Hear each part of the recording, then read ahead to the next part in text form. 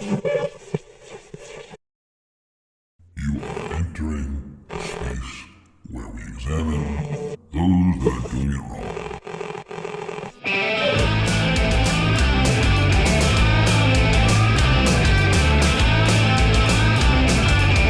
Today, we're doing Force the Vote and why it's a stupid idea. I know a lot of people are very passionate about this. And I understand that, certain media personalities have promoted this as the secret sauce. Those media personalities, or at least a couple of them, I'm not speaking to everybody that supported this thing, but a couple of them are just self-promoting assholes. And we're going to go over why this is a really bad idea. But first, I want to make the case to those who may not be on the same page as many of us on the left, or at least provide some points that I don't think we talk about enough. A purely economic case for why what we should move to is a single payer system, and then we're going to go over some data.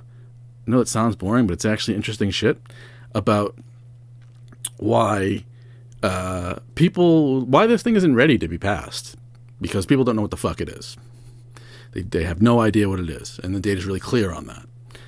So first, where we are as a country in what we spend on healthcare, right? No, healthcare is a right. No, you don't have to care about other people at all to care about this.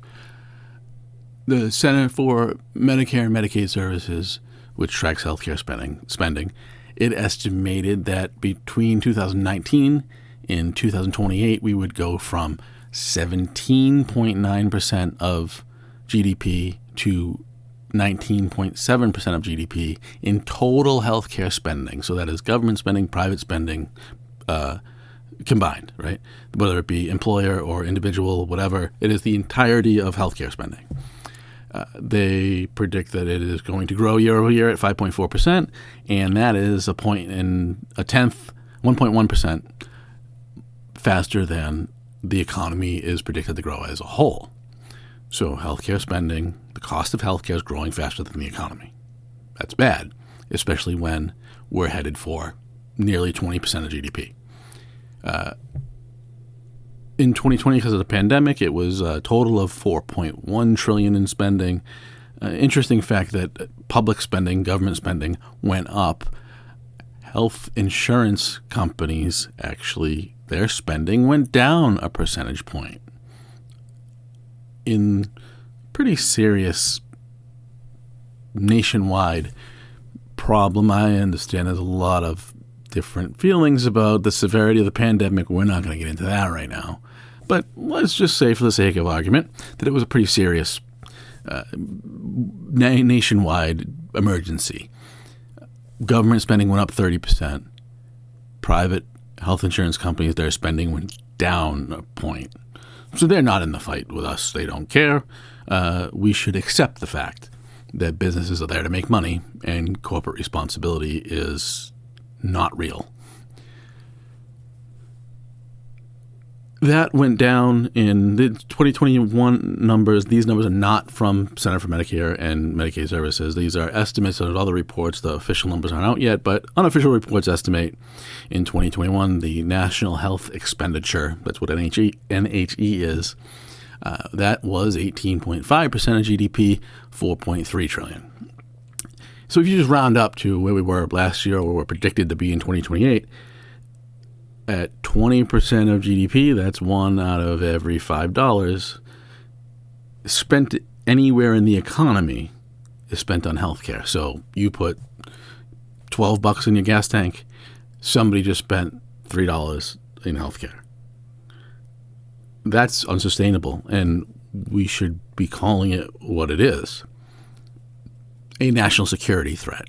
Healthcare spending is cannibalizing the economy. We all can't work in healthcare. And it is, again, we're headed toward $1 of every $5 spent in the economy. 20% of the economy is healthcare spending. So healthcare spending per capita and as a percentage of GDP is the highest in the world by far in this country. We have amazing healthcare resources, although not the highest rated on earth. We have amazing healthcare facilities, hospitals, etc. Now, many of those hospitals are paid for with, in part, public money. For example, my city, Worcester, Massachusetts, is a hospital called St. Vincent Hospital.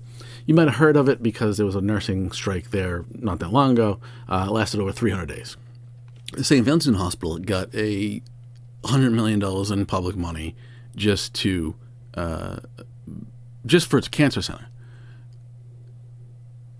The Jackson healthcare system in Florida, in Miami, has one of the largest hospitals within it in the country, and has several facilities. But it's on a 10-year plan that for reconstruction and renovation that includes $800 billion in public funds.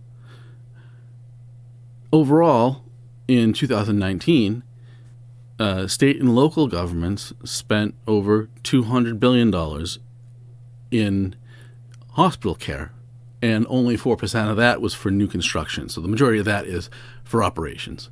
Bottom line, tons of public money is being dumped into maintaining the healthcare system.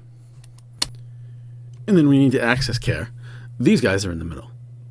Insurance companies, which are essentially brokering our access to those healthcare facilities, to that healthcare treatment, by ability to pay. Really, they charge you a premium, and they're doing everything they can to ensure that you use less care than your premium. It's a financing house. It's a financial manipulation game, and they're in the business of making profit. We need to stop pretending that corporate responsibility is a thing, especially big business is there for one purpose: to make money for its investors. It has no obligation to the public, any obligation to any public, so-called corporate responsibility that it shows is in its own interest and solely in its own interest. Now, with all this public money, we have the most expensive healthcare to deliver on the planet. We're dumping tons of public money into maintaining it and delivering it, and we have an industry, a business that does nothing productive in brokering our access to those resources, and it does so in its own interests. Anybody in any business would look at this and say, need to cut out the middleman, which is insurance companies. And that is essentially the core argument for single payer. Single payer healthcare systems is when the government becomes essentially the insurance company. The government becomes who pays doctors in healthcare facilities. Single payer healthcare systems realize significant cost savings because administrative costs can be streamlined. What insurance companies do, they do this fun thing with doctors where they have, when you need to bill for services provided when you're a doctor, they have a whole system that requires billing codes. It's fairly complicated. There's a lot of treatments you can provide, and, their job, again, is to pay for as little as possible. So they do this fun thing where they all have a different system for billing. And it's deliberate. It's not, this isn't something that happened by accident. They could fix it. They don't want to, because this is how they create these networks of doctors, right? A doctor takes one insurance and hires an administrator to deal with billing. And if they want to take on a second insurance company or more, if they want to take other insurance, that increases their administrative burden. And by making that administrative burden high, they create artificial scarcity, and they create exclusive resources to themselves and only their customers. So any business person would look at this and say, this is bleeding me dry. It's killing people. the costs are way too high. It's unsustainable. The system's unsustainable. And we need to cut out the middleman that we're paying to do nothing productive. And that's the argument for single payer. Streamline administrative costs and cover everyone. And, doctors and healthcare providers are still independent. They still work for themselves, but they're paid through the government. There's a lot of nonsense about it's going to cost, I forget what the number was now, $10 trillion over 10 years or something like that. I forget what what they were saying the cost of Bernie's plan was, but it was a bunch of money for sure. It was, as Biden said many times, bigger than the federal government's entire budget now. But it's not new spending.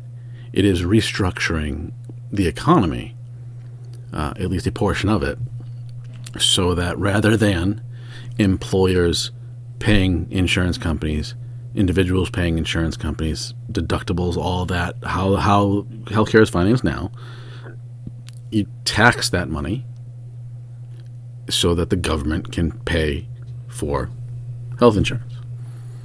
It relieves what is a de facto tax on business, right? If you have a business and you need to compete for talent, you need to offer benefits. It's essentially a tax. You can't compete without offering healthcare benefits, which are extremely expensive. So it acts as it suppresses smaller businesses from competing with larger ones by adding a additional cost burden. That doesn't mean that businesses won't still be paying money into paying for healthcare, but it will just be done in a different way. And the overall, going back to the beginning here, the overall national health expenditure would drop because you're cutting out administrative costs in the middle, streamlining the process of paying. Costs should come from delivering care to people who need it, not in paying for it. That's stupid. So, Medicare for all, single payer system, kind of used interchangeably. We'll get to a little bit more of that in a bit. But it has become, a cause on the left to push. I believe that achieving a single payer system is likely to save the country, or could play a significant role in saving the country from economic collapse. We cannot continue to have healthcare costs that outpace the rest of the economy. We should call that a national security threat. In late 2020, after the election was over, some people on the left devised a strategy that they wanted progressives in the House of Representatives to implement to get a vote on the floor on Medicare for all. Not to pass it, because it won't pass. They just wanted to get a vote on it. And that brings us to the beloved and totally full of shit Jimmy Dore, who's going to explain his brilliant scheme on how to advance Medicare for all. Called the case for forcing a floor vote on Medicare for all. Everybody who watches the show knows what we want. We want the progressives now, because it's only a handful of votes that as the Democrats' majority. So now the handful of progressives have leverage when they come to electing Nancy Pelosi. What Jimmy leaves out of this analysis is that there's a handful of progressives and a larger group of nearly Republicans that call themselves Democrats, Seth Moulton and a bunch of blue dog. We're doing the same thing, and it was a larger group. They have more influence. They have more allies.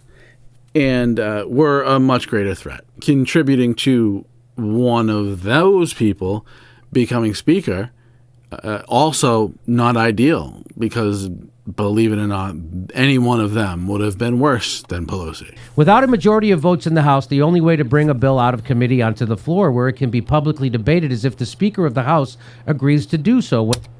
This supposes that like any debate that happens on the floor of the House is actually meaningful, and it's typically not. And without a majority of votes in the House, you can't pass the fucking bill. When it comes to Medicare for All, Pelosi never has. And progressives worry that without a significant pressure campaign, elected Democrats will never be made to answer for why they stand well to the right of the public on the need for universal health care. And now we're getting into some pretty stupid arguments.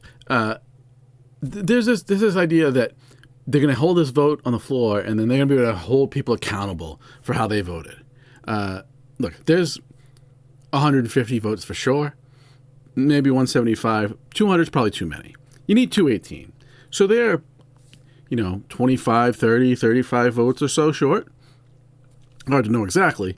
But what it is there's plenty of room for people to hide inside the vote, right? If you're a progressive in a purple district, or, you're a right-leaning Democrat, you're a, blue dog type in a progressive district, and you can be challenged from the left. Regardless of how the vote might hurt you, if your constituents want you to vote for it, but you're, a blue dog idiot, you can vote for it, and you're not passing it. You're not casting the vote to pass it because they're 25 votes short or whatever.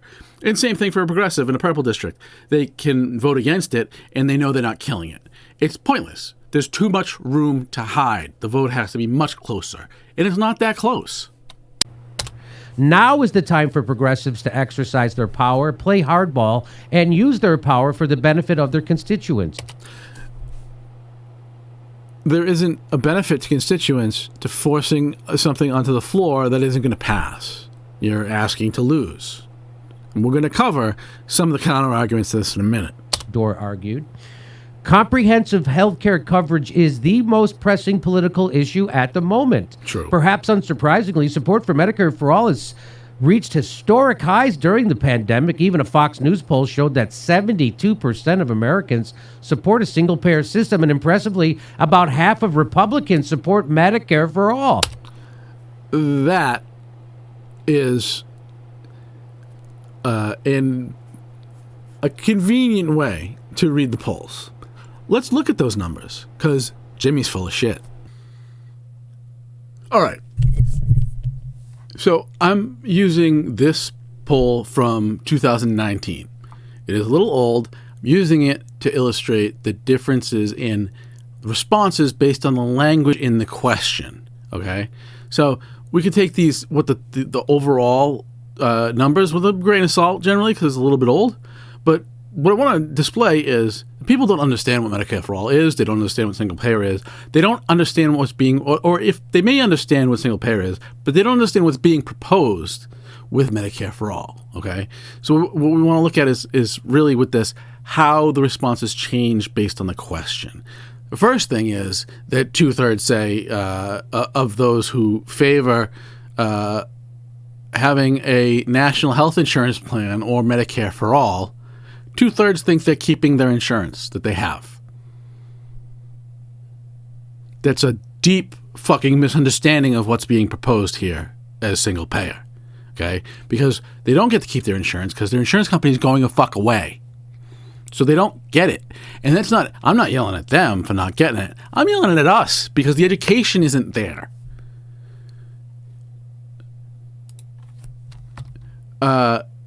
Look at the changes in terminology, right? Universal health coverage, Medicare for All, 2/3 almost versus 1/3. Very low, no opinion. Get to single payer health insurance, a no opinion crawls up, positive crawls down, right? Because they don't, that would indicate, I would think that they don't know what the fuck that is, right?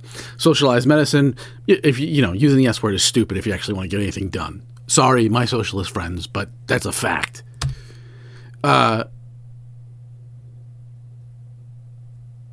Here, how attitudes shift on how Medicare for All would change the system. Leads to delays in getting medical tests and treatment. 70% oppose. Now, look, that's a fact of when you cover everybody and you give everybody access.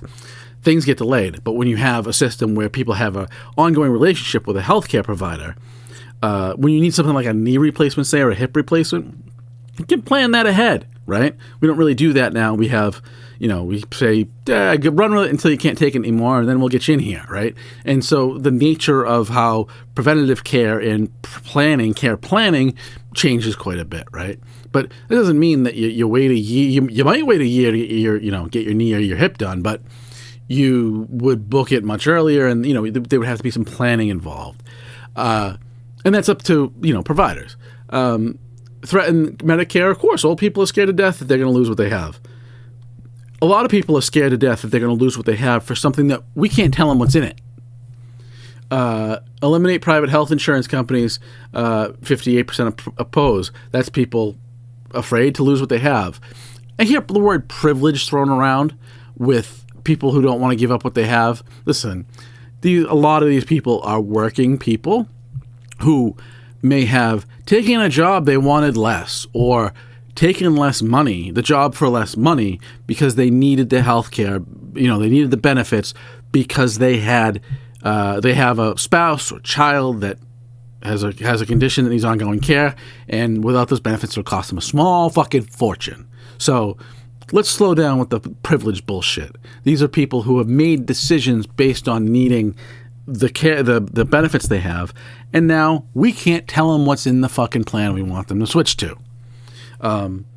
Guarantee health insurance as a right for all Americans.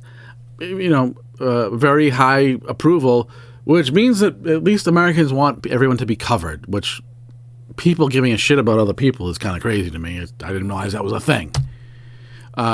Only thing I want to point out on this slide, all the way to the right, they ask people who favor a national health plan, and with Medicare for all, however they ask it. The point is, the language of healthcare as a right, which we repeat over and over fucking again, 7%. Universal coverage, 34%. Again, you can take the numbers with a grain of salt, but what this survey says is nobody gives a shit about healthcare as a right, as a phrase. So maybe we should say words that actually resonate with people. We on the left are very good at messaging for ourselves and not the neat people we actually need to fucking reach. Eliminate private health insurance, but allow people to choose their doctor, hospital, or other medical provider. Numbers change quite a bit. Now you actually have a majority favoring by 11 points, and 11-point spread in favoring that. So clearly, as we learned with Obamacare, people want to keep their doctor. Require higher taxes. It gets split. You ask tax questions, people are going to say no.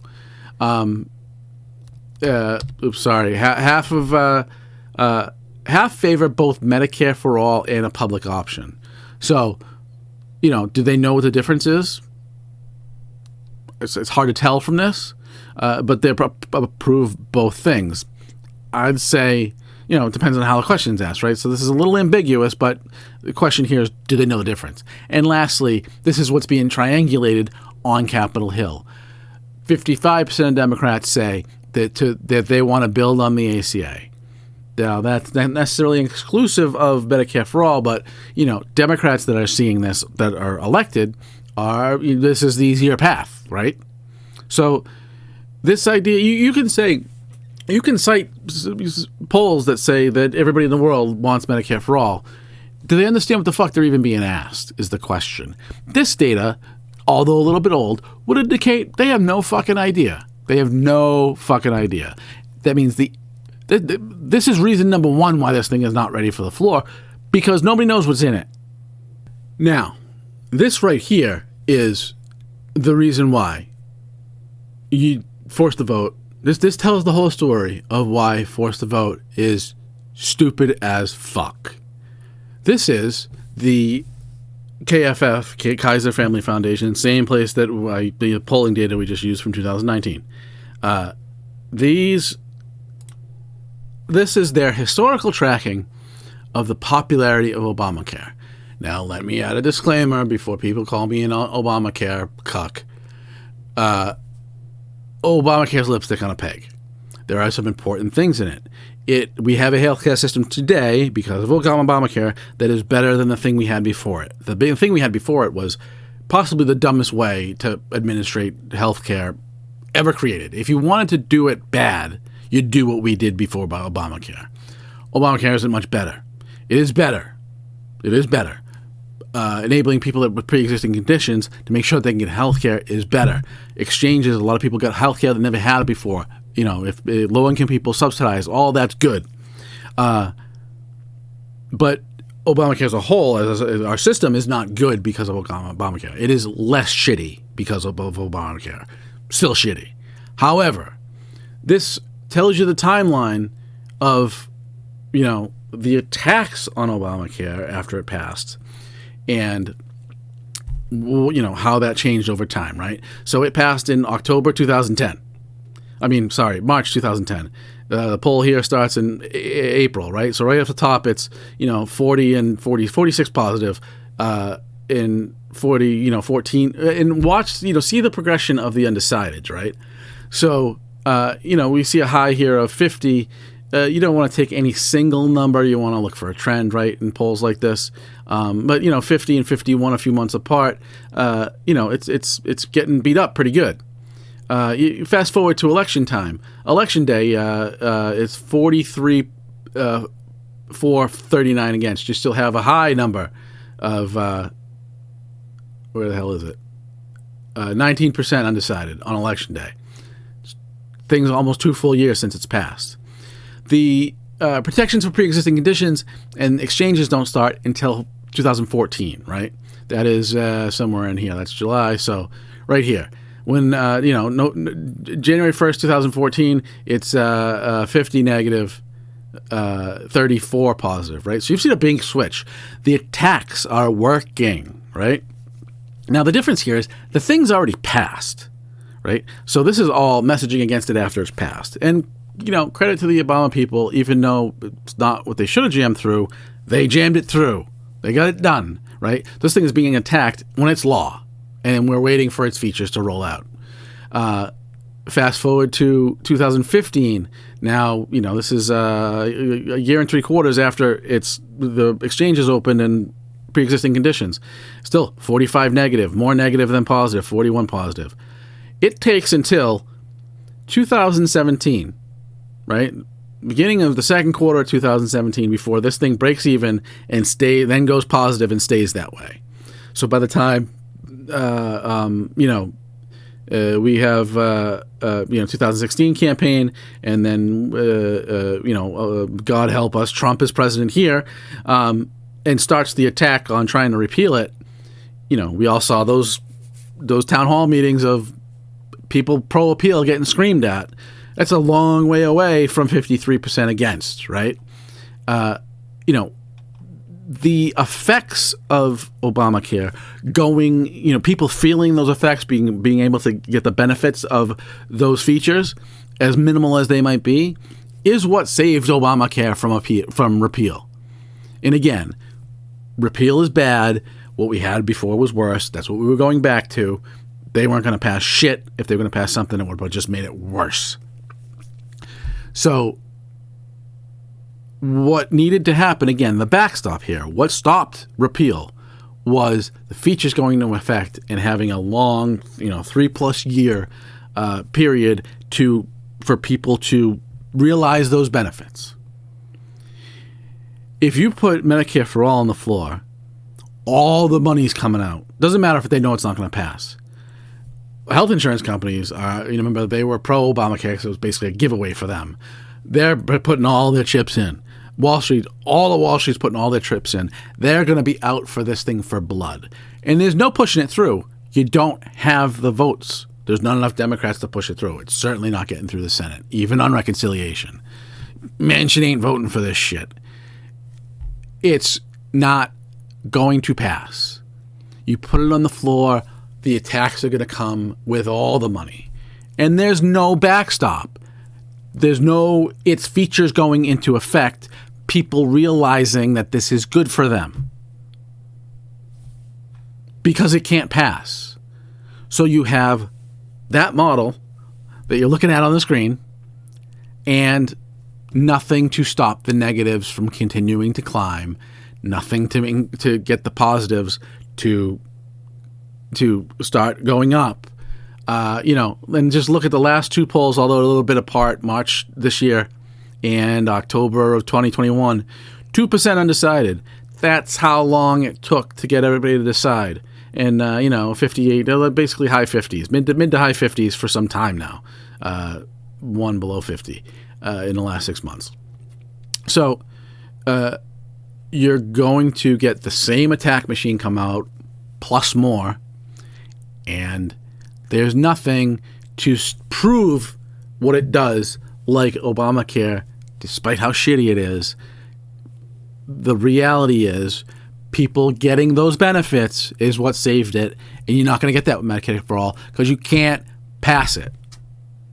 People don't know what it is. You don't have the votes. And you want to force it on the floor for a vote. Why? I'll tell you why. Because Jimmy Dore is a self-promoting fucking asshole and doesn't give a shit about anybody because why would, I don't get the good for him for being fucking successful in life, but we're listening to this guy about working class issues. When the fuck was the last time this guy had a working class issue? I mean, honestly. This was a promotion scheme for him and his shitty, fake political party that is not a political party. It's a fucking grift. So this was all self-promotion. It did a lot of good, but the reality is this thing hits the floor. You're going to now, or the beginning of this session, you are going to set Medicare for All back 10 years. Because the attack machine is real, as you see on the screen, and there's no backstop. There's nothing to stop it. There's nothing to prove. It can't prove itself because it's not going to become law. It's dumb, fucking dumb.